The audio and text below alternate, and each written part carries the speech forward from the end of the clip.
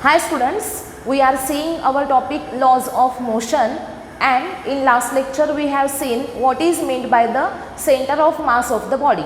What is meant by the center of mass? The point at which the whole mass of the body is supposed to be concentrated is called as the center of mass of the body.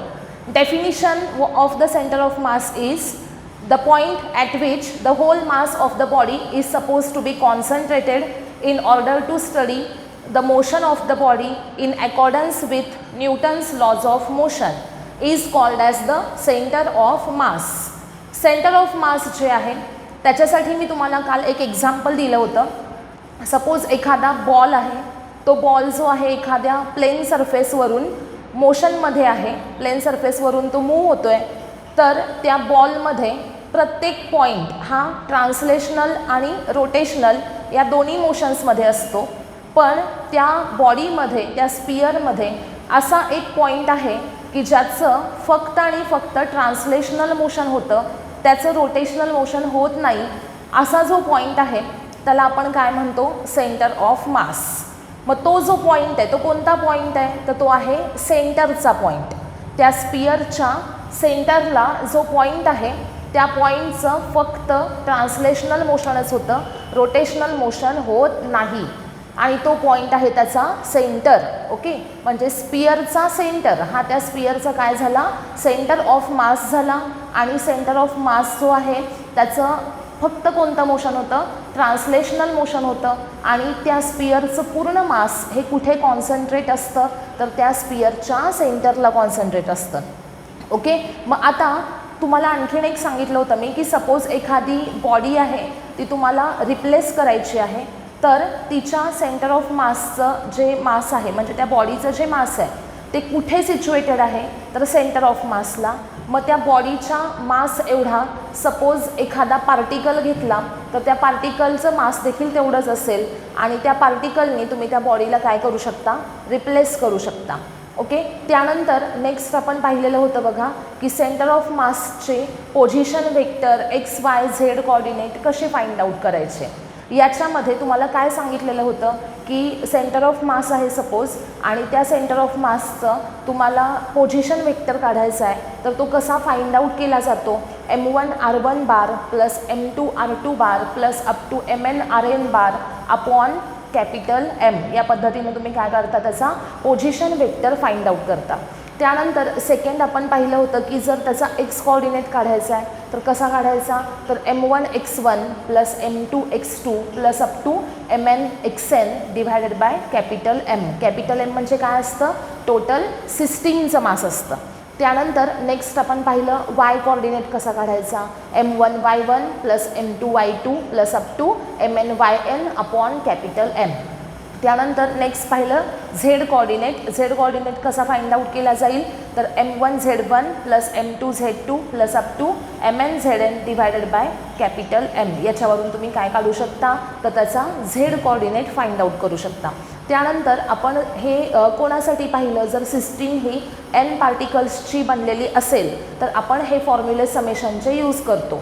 पण ज्यावेळेस system ही continuous मॅटरची बनलेली आहे, त्या सिस्टीममध्ये number of particles नाही आहेत तर काय आहे? कंटिन्युअस मॅटर आहे. मग त्या केसमध्ये आपण त्या टोटल सिस्टीमच्या मासमधलं एक स्मॉल इनफायनाईटसिमली स्मॉल म्हणजे खूप लहान असं एक मास आपण कन्सिडर करतो, आणि ते मास म्हणजे कोणतं असतं? तर dm हे मास असतं. आणि ते मास जे आहे ते r या पोझिशनला सपोज सिच्युएटेड असेल तर मग आपण त्याचे फॉर्म्युले बघितले की त्याचा RCM म्हणजे position vector of centre of मास कसा काढायचा? तर इंटिग्रेशन r बार dm upon capital M. Similarly XCM कसा काढायचा? Integration XDM upon capital M. YCM कसा काढायचा? Integration YDM upon capital M. आणि ZCM कसा काढायचा? तर integration Z into DM upon capital M. हे कधी फॉर्म्युले यूज करायचे इंटिग्रेशनचे? तर ज्या वेळेस system is made up of continuous matter, त्यावेळेस तुम्ही समेशनच्या ऐवजी इंटिग्रेशन हे साईन यूज करून हे फॉर्म्युले लिहू शकता. त्यानंतर नेक्स्ट आपण काय बघितलेलं आहे सेंटर ऑफ मासचं लास्ट लेक्चरमध्ये आपण एवढंच पाहिलेलं आहे बघा की पोझिशन वेक्टर आणि XYZ कोऑर्डिनेट्स कसे फाइंड आउट करायचे आहेत आणि त्याची डेफिनिशन आपण पाहिलेली आहे. तर आजच्या लेक्चरमध्ये आपण सेंटर ऑफ मासच्या काही प्रॉपर्टीज पाहणार आहोत. त्या प्रॉपर्टीजमध्ये फर्स्ट प्रॉपर्टी काय आहे बघा, at centre of mass hole mass of the body is concentrated. आता आपल्याला माहीत आहे की सेंटर ऑफ मास म्हणजे काय, तर बॉडीमधला तो असा पॉईंट आहे की ज्या पॉईंटला त्या बॉडीचं टोटल मास हे काय आहे कॉन्सन्ट्रेट झालेलं आहे. ओके, मग फर्स्ट प्रॉपर्टी काय येणार त्याची की at centre of mass hole mass of the body is concentrated. त्यानंतर सेकंड बघा, it is a location not a physical quantity. हे महत्त्वाचं आहे बरं का. जसं आपण लेंथ, मास, टाईम, टेम्परेचर या फिजिकल क्वांटिटी असं कन्सिडर करतो, पण सेंटर ऑफ मास ही कोणतीही फिजिकल क्वांटिटी नाही आहे, तर ती काय आहे लोकेशन आहे. ओके, मग सेंटर ऑफ मास आपल्याला काय दाखवते की त्या बॉडीचं मास कुठे कॉन्सन्ट्रेट झालं आहे ती लोकेशन दाखवते आणि म्हणून ती लोकेशन आहे, कोणतीही फिजिकल क्वांटिटी नाही. Centre of mass is a location, it is not a physical quantity. त्यानंतर नेक्स्ट बघा, centre of mass is particle equivalent of object for applying laws of motion. जसं मी आत्ता सांगितलं तसं ह्या स्टेटमेंटचं मिनिंग लक्षात ठेवायचं. सेंटर ऑफ मास म्हणजे काय, तर particle equivalent of object for applying laws of motion. जसं मी तुम्हाला सांगितलं की बघा, ज्या वेळेस एखाद्या पार्टिकलला तुम्हाला काय करायचं आहे रिप्लेस करायचं आहे, किंवा एखादी बॉडी आहे, एखादा ऑब्जेक्ट आहे, त्या बॉडीला किंवा त्या ऑब्जेक्टला तुम्हाला काय करायचं आहे रिप्लेस करायचं आहे, तर तुम्ही काय करता, सेंटर ऑफ मास हा काय आहे तर पार्टिकल इक्विव्हॅलंट आहे ऑब्जेक्टचा. ओके, सेंटर ऑफ मास काय आहे पार्टिकल इक्विव्हॅलंट आहे कोणाचा ऑब्जेक्टचा, आणि कशासाठी तर लॉज ऑफ मोशन स्टडी करण्यासाठी. त्यानंतर नेक्स्ट काय बघा, located at centroid for rigid uniform density.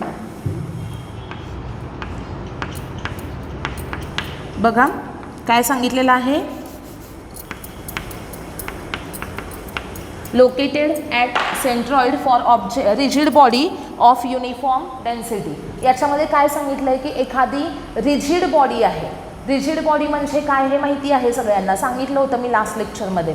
Rigid body म्हणजे काय असते, the body which does not change its dimensions under the action of external force is called as the rigid body. जी body force apply केल्यानंतर dimensions change करत नाही त्या बॉडीला काय म्हटलं जातं, रिजिड बॉडी असं म्हटलं जातं. आणि रिजिड बॉडी आहे सपोज, आणि तिची डेन्सिटी कशी आहे, युनिफॉर्म डेन्सिटी आहे. रिजिड बॉडी आहे, डेन्सिटी कशी आहे तिची युनिफॉर्म डेन्सिटी आहे. युनिफॉर्म म्हणजे सगळीकडे इक्वल युनिफॉर्म डिस्ट्रीब्युशन आहे. ओके, तर अशा प्रकारच्या रिजिड बॉडीमध्ये सेंटर ऑफ मास हा कुठे लोकेटेड असतो, तर त्या बॉडीच्या सेंट्रॉइडला. कुठे लोकेटेड असतो, त्या बॉडीच्या सेंट्रॉइडला. जसं मी सांगितलं की एखादा स्पियर आहे, स्पियर, तर तो जो स्पियर आहे तो कसली बॉडी आहे, रिजिड बॉडी आहे. आणि तो स्पियर जो आहे त्याची डेन्सिटी कशी आहे, युनिफॉर्म आहे. म्हणजे त्या स्पियरमध्ये मासचं डिस्ट्रीब्युशन जे आहे ते सगळीकडे कसं असतं, इक्वल असतं, बरोबर. आणि म्हणून आपण त्याला काय म्हणतो की त्या स्पियरची डेन्सिटी कशी आहे, तर युनिफॉर्म डेन्सिटी आहे. मग असा सपोज युनिफॉर्म डेन्सिटी असणारा एखादा ऑब्जेक्ट आहे, तर त्याचा सेंटर ऑफ मास हा कुठे असणार आहे, त्याच्या सेंट्रॉइडला असणार आहे. मग इथे तुम्हाला काय सांगता येईल की सपोज स्पियर आहे, तर त्या स्पियरचा सेंट्रॉइड म्हणजे काय, त्या स्पियरचा सेंटर, त्या सेंटरला काय असणार आहे, सेंटर ऑफ मास लोकेटेड असणार आहे. लक्षात काय ठेवायचं की युनिफॉर्म डेन्सिटी असणारा एखादा ऑब्जेक्ट आहे, तर त्याच्यासाठी सेंटर ऑफ मास हा कुठे असणार आहे, त्याच्या सेंट्रॉइडला असणार आहे. त्यानंतर नेक्स्ट बघा, location of centre of mass can be changed by only external unbalanced forces. Centre of मासची लोकेशन जी आहे ती चेंज करायची असेल तर ती कशी चेंज केली जाऊ शकते, तर फक्त आणि फक्त एक्सटर्नल फोर्स अप्लाय केल्यानंतरच त्या सेंटर ऑफ मासची लोकेशन काय होते, चेंज होते. आणि नेक्स्ट प्रॉपर्टी वाचायची, internal force does not change the location of centre of मास. हे खूप महत्त्वाचं आहे बघा की एखादा ऑब्जेक्ट आहे, तर त्या ऑब्जेक्टवर ज्यावेळेस एक्सटर्नल फोर्स अप्लाय होणार आहे त्याच वेळेस त्या ऑब्जेक्टची सेंटर ऑफ मासची लोकेशन चेंज होईल. पण जर तो ऑब्जेक्ट जो आहे तो इंटरनल फोर्सेसमुळे ब्रेक झाला तर त्या बॉडीच्या सेंटर ऑफ मासची लोकेशन चेंज होणार नाही. इथे तुम्हाला मी एक एक्झाम्पल सांगते. सपोज एखादा रॉड आहे, रॉड, तर त्या रॉडचा सेंटर ऑफ मास कुठे असणार आहे, त्या रॉडच्या सेंटर म्हणजे मिड पॉईंटला असणार आहे. मेटल रॉड आहे सपोज, रेक्टँग्युलर असा रॉड आहे, तर त्या रॉडला पट्टी आहे, सपोज स्केल आहे आपली, तर ते स्केलचा सेंटर ऑफ मास कुठे असणार, तर त्या स्केलच्या मिड पॉईंटला असणार. सपोज ती स्केल जी आहे ती मी कशावर तरी फोर्स अप्लाय केला आणि कशावर तरी आपटली, तर काय होईल सांगा मला. ती पट्टी घेतली मी आणि आपटली कशावर तरी, तर ती पट्टी जी आहे ती काय होणार आहे, तुटणार आहे, त्याचे 2 तुकडे होणार आहेत, बरोबर. मग इथे काय होतं, तर ते एक मास होतं ना, एकच स्केल होती, तिचं मास सपोज m होतं. ती पट्टी ज्यावेळेस तुटणार आहे तेव्हा ती 2 पार्टमध्ये डिव्हाइड झाली. त्याच्यामध्ये 2 मासेस असतील, m1 आणि m2 अशा 2 पार्टमध्ये ती डिव्हाइड झाली. आणि याच्यामध्ये होतं काय बघा की m1 आणि m2 या 2 पार्टमध्ये डिव्हाइड झाल्यानंतर यातला एक पार्ट जो आहे तो लार्ज असेल आणि एक पार्ट जो आहे तो कसा असेल, स्मॉल असेल. 2 तुकडे झाले त्या स्केलचे, एक मोठा आहे आणि एक छोटा आहे. त्यातला सपोज लार्ज आहे तो m1 आहे, स्मॉल असेल तो m2 आहे. आता ही स्केल जर मी फोर्स अप्लाय करून ब्रेक केलेली असेल तर त्या स्केलचा सेंटर ऑफ मास हा ओरिजिनल पोझिशनला असणार नाही, तो काय होणार आहे, शिफ्ट होणार आहे. तो शिफ्ट कुणाकडे होणार, तर लार्जर किंवा हेवियर ऑब्जेक्टकडे शिफ्ट होणार आहे. ओके. आता हेवियर म्हणजे कोण, तर ज्याचं मास जास्त आहे. 2 अनइक्वल पार्टमध्ये बॉडी काय झाली, ब्रेक झाली. त्यातला एक पार्ट हेवी आहे, एक पार्ट लाईट असेल आणि ज्या वेळेस एक्सटर्नल फोर्स अप्लाय केल्यामुळे बॉडी ब्रेक होते आणि तिचे 2 अनइक्वल पार्टमध्ये डिव्हाइड होतात, त्यावेळेस काय होणार आहे, तर त्या बॉडीचा सेंटर ऑफ मास हा कोणत्या बॉडीमध्ये शिफ्ट होणार, तर तो हेवियर ऑब्जेक्टमध्ये शिफ्ट होणार आहे. मग त्या 2 तुकड्यांपैकी जो हेवी असेल, जो मोठा असेल, त्याच्यामध्ये सेंटर ऑफ मास काय होईल, शिफ्ट होईल. आणि जर इथे बघा नेक्स्ट काय, internal force does not change the location of centre of मास. म्हणजे काय, तर जर सपोज एखादा ऑब्जेक्ट आहे आणि तो ऑब्जेक्ट स्वतःमधल्या इंटरनल फोर्सेसमुळे ब्रेक झाला, म्हणजे आपण त्या स्केलला स्वतःहून फोर्स अप्लाय केलं नाही, ती काय झाली, स्वतःमध्ये असणाऱ्या इंटरनल फोर्सेसमुळे जर ब्रेक झाली, तर अशा केसमध्ये तिचा सेंटर ऑफ मास कुठेही शिफ्ट होत नाही. ती ब्रेक झाल्यानंतर सुद्धा तिचा सेंटर ऑफ मास हा ओरिजिनल जिथे होता तिथेच राहतो. ओके. याच्यावर तुम्हाला न्यूमरिकल्स आहेत, सगळ्यांनी हे लक्षात ठेवायचं व्यवस्थित, कारण याच्यावर असणारे न्यूमरिकल ही प्रॉपर्टी यूज करून तुम्हाला सॉल्व करावे लागतील. बघा काय सांगितलेलं आहे की सेंटर ऑफ मासची लोकेशन ही कधी चेंज होते, फक्त आणि फक्त एक्सटर्नल अनबॅलन्स्ड फोर्स ज्या वेळेस ऑब्जेक्टवर अप्लाय होतं त्याच वेळेस सेंटर ऑफ मासची लोकेशन चेंज होते. जर एखाद्या ऑब्जेक्टवर एक्सटर्नल फोर्स अप्लाय झालं नाही तर त्या ऑब्जेक्टची सेंटर ऑफ मासची लोकेशन जी आहे ती चेंज होत नाही, ती ओरिजिनल जिथे होती तिथेच राहते. पण जर ऑब्जेक्ट हा इंटरनल फोर्सेसमुळे ब्रेक झाला तर त्या इंटरनल फोर्सेसमुळे ब्रेक झाल्यानंतर सेंटर ऑफ मासची लोकेशन काय होत नाही, होते तर चेंज होते. बघा एक्सटर्नल फोर्स अप्लाय झालं तर चेंज होणार आहे, इंटरनल फोर्सेस अप्लाय झाले तर चेंज होणार नाही. लक्षात ठेवायचं आहे, जर एक्सटर्नल फोर्स अप्लाय झालं तर हेवियर ऑब्जेक्टकडे काय होणार आहे, त्याची सेंटर ऑफ मासची लोकेशन चेंज होणार आहे. आणि जर एखादा ऑब्जेक्ट हा इंटरनल फोर्सेसमुळे ब्रेक झाला तर त्या ऑब्जेक्टची सेंटर ऑफ मासची लोकेशन ही चेंज न होता जिथे पहिल्यांदा होती तिथेच राहील. लक्षात आलं सगळ्यांच्या. एक्सटर्नल फोर्समुळे चेंज होते लोकेशन, इंटरनल फोर्सेसमुळे चेंज होत नाही. ओके. त्यानंतर नेक्स्ट प्रॉपर्टी बघा, if force is applied then there is linear acceleration of the center of mass not the angular acceleration. आता इथे तुम्हाला काल मी एक्झाम्पल सांगितलेलं होतं, स्पियर हा एखाद्या सरफेसवर मूव्ह होतो आहे तर त्या स्पियरमधला प्रत्येक पॉईंट हा रोटेशनल मोशनमध्ये पण आहे आणि ट्रान्सलेशनल म्हणजे लिनियर मोशनमध्ये सुद्धा आहे. पण त्याच्यामधला एकच पॉईंट हा फक्त कशामध्ये असतो तर लिनियर मोशनमध्ये असतो, त्याचं रोटेशनल मोशन होत नाही. असा पॉईंट म्हणजे कोणता आहे तर सेंटर ऑफ मास हा पॉईंट आहे. सेंटर ऑफ मासचं फक्त कोणतं मोशन होतं तर लिनियर मोशन होतं, त्याचं कधीही रोटेशनल मोशन होत नाही. म्हणून आपण इथे म्हणतोय की सेंटर ऑफ मास हा फक्त कोणत्या ॲक्सेलरेशनमध्ये जाऊ शकतो तर लिनियर ॲक्सेलरेशनमध्ये. त्याचं तो कशामध्ये जाऊ शकत नाही तर अँग्युलर ॲक्सेलरेशन. अँग्युलर म्हणजेच कोणतं तर रोटेशनल. सगळ्यांच्या लक्षात आलं का बघा की सेंटर ऑफ मास जे आहे त्याचं फक्त लिनियर मोशन होणार आहे, त्याचं रोटेशनल मोशन होणार नाही. आणि म्हणून आपण म्हणूयात की ज्या वेळेस एखाद्या ऑब्जेक्टला तुम्ही फोर्स अप्लाय करता त्यावेळेस सेंटर ऑफ मासचं फक्त लिनियर मोशन होतं, याचा अर्थ फक्त लिनियर ॲक्सेलरेशन प्रोड्यूस होतं. आणि अँग्युलर ॲक्सेलरेशन म्हणजे रोटेशनल मोशन कुणामुळे होतं तर अँग्युलर ॲक्सेलरेशनमुळे. आणि रोटेशनल मोशनमध्ये जातच नाही सेंटर ऑफ मास आणि त्यामुळे त्याचं अँग्युलर ॲक्सेलरेशन होत नाही. जसं लिनियर मोशनसाठी लिनियर ॲक्सेलरेशन आहे तसंच रोटेशनल मोशनसाठी अँग्युलर ॲक्सेलरेशन असतं. ओके. आणि इथे सेंटर ऑफ मासचं रोटेशनल मोशन होत नाही त्यामुळे त्याचं अँग्युलर ॲक्सेलरेशन प्रोड्यूस होत नाही. कोणतं प्रोड्यूस होतं तर फक्त लिनियर ॲक्सेलरेशन. त्यानंतर नेक्स्ट 8th प्रॉपर्टी बघायची आहे. Position of centre of mass depends only on distribution of masses.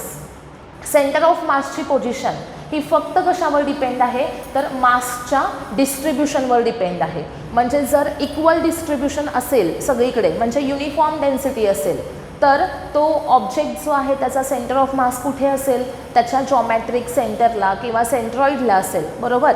आणि ज्यावेळेस नॉन युनिफॉर्म डिस्ट्रीब्युशन असेल म्हणजे एकीकडे जास्त आहे मास एकीकडे कमी आहे तर अशा केसमध्ये जिकडे हेवियर आहे तिकडे काय असणार आहे सेंटर ऑफ मास असणार आहे. मग सेंटर ऑफ माससाठी काय सांगितलं की पोझिशन जी आहे सेंटर ऑफ मासची ही फक्त कशावर डिपेंड असते तर मासच्या डिस्ट्रीब्युशनवर डिपेंड असते.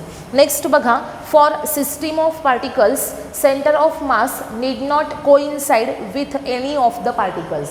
म्हणजे एखादी सिस्टीम आहे नंबर ऑफ पार्टिकल्सची तर तिथं असं नेसेसरी नाही आहे की सेंटर ऑफ मास जो आहे तो काय झाला पाहिजे कोइन्साइड झाला पाहिजे कशासोबत विथ एनी ऑफ पार्टिकल्स. म्हणजे काय सांगितलेलं आहे बघा की जो सेंटर ऑफ मास आहे बॉडीचा हे असं कंपल्सरी नाही की तो एखाद्या पार्टिकलसोबत कोइन्साइड झाला पाहिजे. आता ह्याचं एक्झाम्पल सांगते बघा. सपोज एखादा सॉलिड स्पियर आहे आणि एखादा हॉलो स्पियर आहे. आता सॉलिड स्पियर आणि हॉलो स्पियर याच्यामध्ये फरक काय असतो.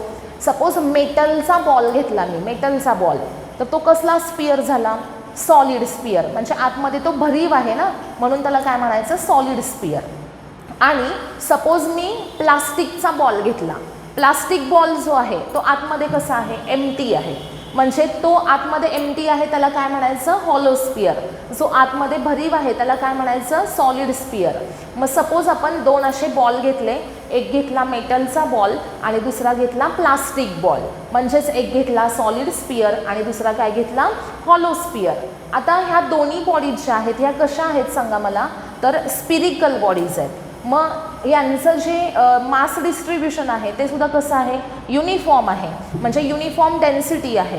मग या दोघांचा पण सेंटर ऑफ मास जो आहे हा कुठं असणार आहे तर ह्या दोघांच्या सेंटरला असणार आहे.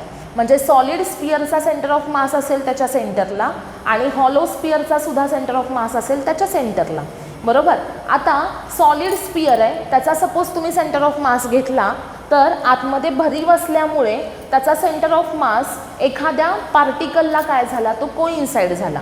पण जर प्लास्टिकचा बॉल घेतला आतमध्ये काय आहे एम्प्टी आहे, आतमध्ये काहीच नाही आहे, पण तरी पण त्याचा सेंटर ऑफ मास कुठे आहे सेंटरला आहे. मग सेंटरला सेंटर ऑफ मास आहे पण आतमध्ये पोकळ असल्यामुळे काहीच नाही आहे म्हणजे त्या स्पियरचा एकही पार्टिकल हा त्या बॉलच्या सेंटरला आहे का नाही. प्लास्टिक बॉल आहे त्याचा पूर्ण जे आहे पार्टिकल्स ते कुठे आहेत बाहेर आहेत.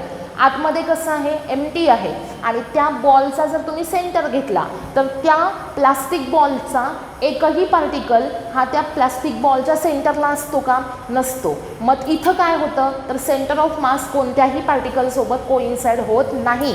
आणि सॉलिड स्पियर घेतला मेटलचा बॉल घेतला तर आतमध्ये नंबर ऑफ पार्टिकल्स आहेत भरीव आहे त्याच्यामुळे सेंटर ऑफ मास सेंटरला जिथं आहे तिथं त्या स्पियरचा एखादा काय आहे पार्टिकल आहे. म्हणजेच सॉलिड स्पियरच्या केसमध्ये काय होतं तर सेंटर ऑफ मास एखाद्या पार्टिकलसोबत जो सेंटरला आहे त्याच्यासोबत कोइन्साइड होतो. पण प्लास्टिक बॉल म्हणजे हॉलो स्पियर घेतला तर त्याच्यासाठी सेंटर ऑफ मास कोणत्याही पार्टिकलसोबत कोइन्साइड होत नाही. म्हणजे असं काही नेसेसरी नाही की सेंटर ऑफ मास जो आहे तो कोणत्या तरी पार्टिकलसोबत कोइन्साइड झालाच पाहिजे, असं काही आहे का? नाही. कधी कधी तो होतो, कधी कधी तो होत नाही. ओके, सगळ्यांना समजलेलं आहे. कितवी प्रॉपर्टी पाहिलेली आहे आपण आत्ता?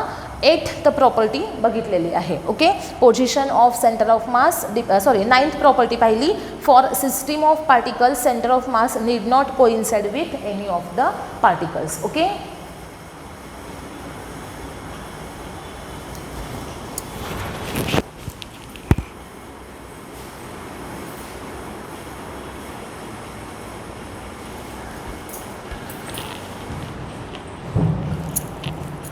आता आपण नेक्स्ट प्रॉपर्टी बघणार आहोत.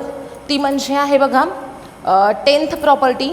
Centre of mass of the system of two particles is closer to the heavier mass. Centre of mass of system of two particles is closer to the heavier mass. म्हणजे जसं मी आत्ता सांगितलं की suppose एखादी system आहे किंवा दोन पार्टिकल्स आहेत बघा, अशा प्रकारे दोन पार्टिकल्स आहेत, त्यांची एक सिस्टीम तयार झालेली आहे. याच्यामध्ये M1 हे एक मास आहे, M2 हे एक मास आहे. तर या दोघांचा सेंटर ऑफ मास जो आहे, सपोज हा हेवियर असेल, म्हणजे मी इथे हा स्पियर मोठा काढते, मग हा जर हेवियर असेल तर सेंटर ऑफ मास जो आहे हा कुणाच्या क्लोज असणार आहे? तर जो हेवियर असेल त्याच्या क्लोज असेल. आणि ही जी लाईन आहे त्यांना जॉईन करणारी, या लाईनवर हेवियर मासच्या क्लोज असेल. लक्षात ठेवायचं की centre of mass of the system of two particles is closer to the heavier mass. म्हणजे एखादी सिस्टीम आहे जी दोन पार्टिकल्सपासून बनलेली आहे, फक्त दोनच पार्टिकल आहेत तिच्यामध्ये, त्यांचे मासेस आहेत M1 आणि M2 आणि त्यांच्यामध्ये सपोज डिस्टन्स आहे R. तर जो पार्टिकल या दोघांच्या मधला हेवी आहे, ज्याचं मास जास्त आहे, जो हेवी आहे ज्याचं मास कसं आहे सांगितलं मी, जास्त आहे, त्याच्याकडे जाणार, त्याच्या जवळ कोण असेल? सेंटर ऑफ मास असेल. लक्षात ठेवायचं काय सांगितलेलं आहे. तर सेंटर ऑफ मास जो आहे अशा सिस्टीमचा, ज्या सिस्टीममध्ये फक्त दोनच पार्टिकल आहेत, ज्यांचे मासेस M1 आणि M2 आहेत, याच्यातला एक मास जो आहे तो हेवी आहे आणि दुसरा मास जो आहे तो लाईट आहे, अशा सिस्टीमचं सेंटर ऑफ मास हे त्यांच्या सेंटर्सला जॉईन करणाऱ्या लाईनवर क्लोजर टू द हेवियर मास असेल. त्यांच्या सेंटर्सला जॉईन करणारी ही एक लाईन आहे आणि त्या लाईनवर कुणाच्या क्लोज असणार आहे? तर हेवियर मासच्या क्लोज असणार आहे. ओके, नेक्स्ट बघा about centre of mass, summation of moment of masses in system is 0. आता जसं आपण मोमेंट ऑफ फोर्स पाहिलं, मोमेंट ऑफ फोर्स म्हणजे काय असतं? R/F. ओके, आता इथं R म्हणजे कशासाठी वापरला जातो? तर मोमेंट, आणि F म्हणजे फोर्स. म्हणजे R बार क्रॉस F बार केलं की आपल्याला काय मिळतं? मोमेंट ऑफ फोर्स मिळतं. मग मी इथे टर्म काय लिहिली आहे बघा? Moment of mass. मग मोमेंट ऑफ मास म्हणजे काय असणार आहे? R/M असणार आहे. मोमेंट ऑफ मास म्हणजे काय असणार? R/M. जसा मोमेंट ऑफ फोर्स म्हणजे R/F असतो, तसाच मोमेंट ऑफ मास म्हणजे R काय असेल? M असेल. आणि सम म्हणजे काय? याची समेशन घ्यायची. Summation of moment of masses about centre of mass ही काय असते? 0. म्हणजे जर तुम्ही सेंटर ऑफ मासला हा जर प्रोडक्ट आहे त्याची वेक्टर सम घेतली, R/M म्हणजे मोमेंट ऑफ मास, हा जर प्रोडक्ट तुम्ही काय केला? सेंटर ऑफ मासला सगळे जेवढे काही मोमेंट ऑफ मासेस आहेत त्यांची ॲडिशन घेतली तर ती किती असते? तर 0 असते. त्यानंतर नेक्स्ट बघा, if there is axial symmetry then centre of mass is along its axis. बघा, जर एखादा असा ऑब्जेक्ट आहे ज्याच्यामध्ये ॲक्सियल सिमेट्री आहे. आता ॲक्सियल सिमेट्री म्हणजे काय? तर सपोज बघा, मी असा एखादा ट्रायंगल ड्रॉ केला आणि हा जो ट्रायंगल आहे हा असा, याच्याकडे कोणती सिमेट्री आहे? Axial symmetry about this axis. हा ट्रायंगल कसा आहे? सिमेट्रिक ट्रायंगल आहे. तर अबाउट एखादा ॲक्सिस जर सिमेट्रिक असेल ऑब्जेक्ट, तर त्या केसमध्ये त्या ऑब्जेक्टचा सेंटर ऑफ मास हा कुठे आहे? तर तो जो ॲक्सिस ऑफ सिमेट्री आहे त्या ॲक्सिसवर कोण असणार आहे? सेंटर ऑफ मास असणार आहे. लक्षात ठेवा सगळ्यांनी काय काय सांगितलं तर अबाउट सेंटर ऑफ इथे sorry if there is axial symmetry then centre of mass is along the axis of symmetry. म्हणजे एखादा असा ऑब्जेक्ट आहे जो ऑब्जेक्ट ॲक्सियली कसा आहे सिमेट्रिक आहे तर अशा ऑब्जेक्टसाठी त्याचा सेंटर ऑफ मास हा कुठे असणार आहे तर along the axis of symmetry असणार आहे. ओके सगळ्यांच्या लक्षात आलं का बघा काय सांगितलं की जर ॲक्सियल सिमेट्री असेल तर सेंटर ऑफ मास असेल ॲक्सिस ऑफ सिमेट्रीवर. त्यानंतर नेक्स्ट बघा if there are multiple axes of symmetry then centre of mass is at there point of intersection. जर मल्टिपल ॲक्सिस अशा प्रकारे असतील तर हा जो पॉईंट ऑफ इंटरसेक्शन आहे तिथे कोण असणार आहे तर सेंटर ऑफ मास असणार आहे. नेक्स्ट बघा centre of mass need not be within the body. म्हणजे सेंटर ऑफ मास हा ऑलवेज हा बॉडीमध्येच असला पाहिजे असं काही नाही, तो आउटसाईड द बॉडीसुद्धा असू शकतो. मग याचं एक्झाम्पल म्हणजे काय तर रिंग आहे सपोज रिंग, तर ती रिंग जी आहे तिचा सेंटर ऑफ मास हा कुठे असतो तर त्या रिंगच्या सेंटरला असतो. रिंगचा सेंटर ऑफ मास हा त्या रिंगच्या कुठे आहे सेंटरला आहे. मग रिंग पूर्णपणे आउटसाईड आहे आणि सेंटर ऑफ मास त्याच्या सेंटरला आहे. मग तो त्या बॉडीपासून कसा आहे बाहेर आहे बरोबर. रिंग अशी आहे आणि त्याच्या सेंटरला कोण आहे सेंटर ऑफ मास आहे. मग त्या रिंगच्या कुठे आला तो आउटसाईड आला. म्हणजे असं काही नाही की सेंटर ऑफ मास जो आहे तो नेहमी बॉडीमध्येच असला पाहिजे असं काही आहे का नाही. सेंटर ऑफ मास हा विदिन द बॉडी असेल ऑर आउटसाईड द बॉडी असेल. आलं सगळ्यांच्या लक्षात. बघा प्रॉपर्टीज खूप महत्त्वाच्या आहेत. सेंटर ऑफ मासची पहिली प्रॉपर्टी काय सेंटर ऑफ मास म्हणजे असा पॉईंट आहे ज्या पॉईंटला टोटल मास कॉन्सन्ट्रेट असतं. सेकंड प्रॉपर्टी काय तर ही एक लोकेशन आहे ती फिजिकल क्वांटिटी नाही आहे. थर्ड काय तर it is the particle equivalent of object. Okay त्यानंतर it is located at centroid for bodies having uniform density. Next location of centre of mass can be changed by applying only external unbalanced force. If internal forces are present and body breaks then center of mass cannot change. Centre of मासची location फक्त external फोर्समुळे change होऊ शकते, internal फोर्सेसमुळे centre of मासची location बदलत नाही. Next बघा if force is applied then the centre of mass produces only linear acceleration and it does not produce the angular acceleration. म्हणजे सेंटर ऑफ मासचं फक्त कोणतं मोशन होतं तर ट्रान्सलेशनल मोशन म्हणजेच लिनियर मोशन होतं, त्याचं रोटेशनल मोशन होत नाही. म्हणजेच काय तर लिनियर ॲक्सेलरेशन प्रोड्यूस होतं, अँग्युलर ॲक्सेलरेशन प्रोड्यूस होत नाही. नेक्स्ट बघा position of centre of mass depends only on distribution of mass. Centre of मासची पोझिशन ही फक्त आणि फक्त कशावर डिपेंड असते तर सेंटर ऑफ मासची पोझिशन फक्त डिपेंड असते डिस्ट्रीब्युशन ऑफ मासवर. त्यानंतर for system of particles centre of mass need not coincide with any particle. म्हणजे असं नेसेसरी नाही की सेंटर ऑफ मास हा कोणत्या तरी पार्टिकलसोबत कोइन्साइड झाला पाहिजे. कधी कधी तो कोइन्साइड होतो, कधी कधी होत नाही. त्याचे एक्झाम्पल सांगितले. सॉलिड स्पिअरसाठी तो त्या सॉलिड स्पिअरच्या एका सेंटरच्या पार्टिकलसोबत कोइन्साइड होतो, पण तो जर हॉलो स्पिअर असेल तर आतमध्ये एम्प्टी असल्यामुळे सेंटर ऑफ मास हा कोणत्याही पार्टिकलसोबत कोइन्साइड होत नाही. त्याच्यामुळं असं नेसेसरी नाही आहे की सेंटर ऑफ मास हा कोणासोबत तरी कोइन्साइड झालाच पाहिजे कुठल्या तरी पार्टिकलसोबत. ओके नेक्स्ट बघा centre of mass of system of two particles is closer to the heavier mass. Suppose दोन पार्टिकल आहेत अशी सिस्टीम आहे फक्त ज्याच्यामध्ये M1 आणि M2 मासेस असणारे दोन पार्टिकल आहेत, त्यांच्यामध्ये डिस्टन्स आहे सपोज R. तर त्या सिस्टीमचा सेंटर ऑफ मास हा कुठे असणार तर जिथे हेवियर मास आहे त्याच्या क्लोज असणार आहे. नेक्स्ट बघा about centre of mass summation of moment of masses of in a system is 0. आता मोमेंट ऑफ मास म्हणजे काय R×M. हा जो प्रोडक्ट आहे त्याची तुम्ही सम घ्या तर summation of moment of masses centre of मासला जर चेक केली तर किती असते 0 असते. Next if there is axial symmetry then centre of mass lies along the axis of symmetry.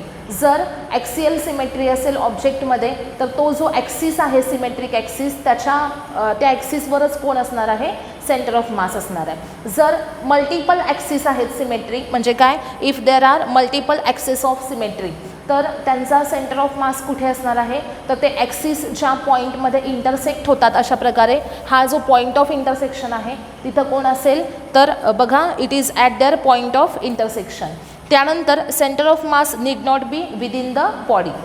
म्हणजे एखाद्या बॉडीचा सेंटर ऑफ मास हा त्या बॉडीमध्येच असला पाहिजे असं काही नाही, तो एकतर बॉडीच्या आतमध्ये असेल किंवा बॉडीच्या बाहेर असेल. तर आता याचं एक्झाम्पल सांगितलं होतं मी तुम्हाला की आत्ता काय एक्झाम्पल सांगितलं, रिंग आहे, रिंगचा तुम्ही सेंटर घेतला, तिथे कोण असेल, सेंटर ऑफ मास असेल, पण रिंगचं मास पूर्ण बाहेर आहे आणि रिंगच्या सेंटरला तिथे त्या रिंगचं मास नाही आहे, म्हणजे त्या रिंगच्या बाहेर कोण आला, त्याचा सेंटर ऑफ मास आला. पण सपोज त्या ठिकाणी तुम्ही डिस्क घेतली तर त्या डिस्कचा सेंटर हा काय असेल, सेंटर ऑफ मास असेल. म्हणजे डिस्कसाठी ऑन द बॉडी आहे आणि रिंगसाठी आउटसाइड द बॉडी आहे. म्हणजे centre of mass may be within or outside the body. लक्षात ठेवा सगळ्यांनी आणि ह्या प्रॉपर्टीज नोट करून घ्या. आता आपण नेक्स्ट पॉईंट पाहणार आहोत, तो म्हणजे आहे acceleration of centre of mass and velocity of centre of mass. Centre of मासचं ॲक्सेलरेशन कसं फाइंड आउट करायचं आणि सेंटर ऑफ मासची व्हेलॉसिटी कशी फाइंड आउट करायची हे आपण इथे डिस्कस करणार आहोत. याच्यामध्ये acceleration of centre of mass is ACM which is equal to M1 A1 bar plus M2 A2 bar plus up to MN AN bar upon capital M. जसं आपण X coordinate, y coordinate, Z coordinate find out केले तिथं M1 X1, M2 X2, MN XN, M1 Y1, M2 Y2, MN YN अशा प्रकारे आपण represent केलं होतं. त्याच प्रकारे जर तुम्हाला ॲक्सेलरेशन फाइंड आउट करायचं सेंटर ऑफ मासचं तर काय करायचं, तर M1 A1 bar plus M2 A2 bar plus up to MN AN bar upon capital M म्हणजे मास ऑफ द सिस्टीम. याच्यामध्ये small M1, M2 up to MN हे काय आहेत, masses of N number of particles. A1 bar, A2 bar up to AN bar हे काय आहेत, तर accelerations of N number of particles आहेत. आणि कॅपिटल M म्हणजे काय आहे, तर टोटल सिस्टीमचा मास आहे. मग आता ॲक्सेलरेशन ऑफ सेंटर ऑफ मास पुढे कसं काढलं बघा, तर याची सम घेतली म्हणजेच काय, summation MI AI bar I equal to 1 to N divided by capital M.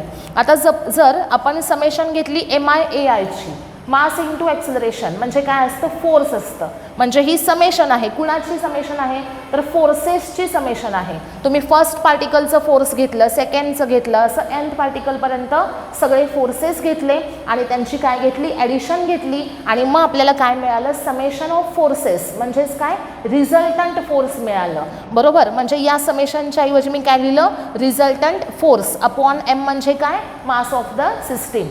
म्हणजेच त्या सिस्टीमवर ॲक्ट होणारं resultant force divided by mass केलं की आपल्याला काय मिळतं, सिस्टीमचं ॲक्सेलरेशन मिळतं. आणि ते काढण्यासाठी हा फॉर्म्युला आहे समेशन MI AI बार आणि डिव्हायडेड बाय काय, कॅपिटल M.